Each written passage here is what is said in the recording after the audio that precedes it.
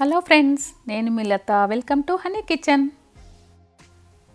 ఈరోజు మన వీడియోలో ఎంతో టేస్టీగా ప్లస్ హెల్దీ అయిన కాకరకాయ ఫ్రైని చూపించబోతున్నాను. ఇది మా అమ్మ చేసింది. అమ్మ చాలా బాగా చేస్తుంది ఈ కర్రీ. ఇది చాలా టేస్టీగా కూడా ఉంటుంది. అది ఎలా చేయాలో చూద్దామా మరి. ఈ బిటర్ గార్డ్ ఫ్రై చేయడానికి మనము ఒక ప్యాన్ తీసుకొని దాంట్లో ఒక చిన్న గ్లాస్తో హాఫ్ గ్లాసు ఆయిల్ వేసింది అమ్మ. ఇప్పుడు దాంట్లో మనము జీలకర్ర వేసుకుందాము. ఒక హాఫ్ స్పూన్ వరకు జీలకర్ర వేసుకొని దాంట్లో ఇప్పుడు మనం కట్ చేసి పెట్టుకున్న పచ్చిమిర్చిని ఆనియన్ వేసుకొని ఫ్రై కానివ్వాలి. ఆనియన్స్ కొంచెం ఫ్రై అయ్యాక ఇప్పుడు మనము ఒక హాఫ్ టీ స్పూన్ పసుపును యాడ్ చేసుకోవాలి. పసుపును యాడ్ చేసుకొని ఇవి ఫ్రై అవుతున్నప్పుడు మనము మన కాకరకాయలను చిన్నగా కట్ చేసుకొని వాటర్లో వేసి పెట్టుకోవాలి. ఇవి ఆనియన్స్ ఫ్రై అయ్యాక మనము కాకరకాయలు ఫ్రై చేసుకున్న వాటిని బాగా స్క్వీజ్ చేసుకొని మనము ఈ కర్రీలో యాడ్ చేసుకుందాము. ఇప్పుడు మనము కాకరకాయ పీసెస్ని స్క్వీజ్ చేసుకొని ఇలా యాడ్ చేసుకోవాలి.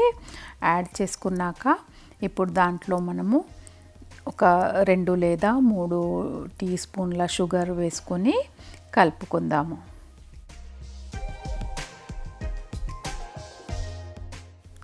షుగర్ వేసుకున్నాక మనము ఒకసారి కర్రీని కలుపుకొని మూత పెట్టి మీడియం ఫ్లేమ్లో పెట్టుకొని 10 నిమిషాల పాటు కర్రీని చేసుకోవాలి. మధ్య మధ్యలో మూత తీసి కర్రీని కలుపుతూ ఉండాలి, లేదంటే ఫ్రై అడుక్కు అతుక్కపోతుంది.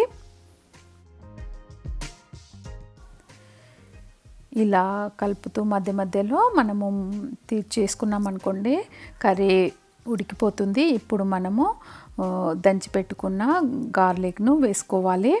అలాగే 2 టీ స్పూన్స్ చిల్లీ పౌడర్ను యాడ్ చేసుకుందాము.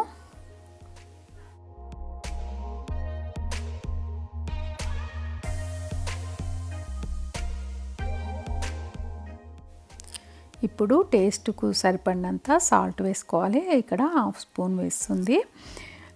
మీరు మీ టేస్ట్కి సరిపడినంత వేసుకొని ఈ కర్రీని ఒకసారి కలుపుకోండి. ఇలా కలుపుకున్నాక కొద్దిసేపు ఫ్రై కానివ్వాలి ఈ కర్రీని. ఇప్పుడు దీంట్లో మనము ఒక టీ స్పూను కొరియాండర్ పౌడర్ను యాడ్ చేసుకొని మళ్ళీ ఒకసారి కలుపుకుందాము. ఇలా కలుపుకొని ఈ కర్రీని ఇంకా బ్రౌన్ కలర్ వచ్చేంత వరకు ఫ్రై కానిద్దాము. ఇలా అయినప్పుడు మనము కొద్దిసేపు మూత పెట్టేసి ఉంచుదాము. ఇలా బ్రౌన్ కలర్ వచ్చాక మనము దీంట్లో ఒక 1 స్పూను నువ్వుల పొడిని యాడ్ చేసుకోవాలి. నువ్వుల పొడితో మీకు చాలా టేస్టీ వస్తుంది ఈ కర్రీ. ఇలా నువ్వుల పొడి వేసుకున్నాక మూత తీసేసి కొద్దిసేపు ఫ్రై చేసుకొని ఉంచుకోవాలి. మన కర్రీ రెడీ అయిపోయింది.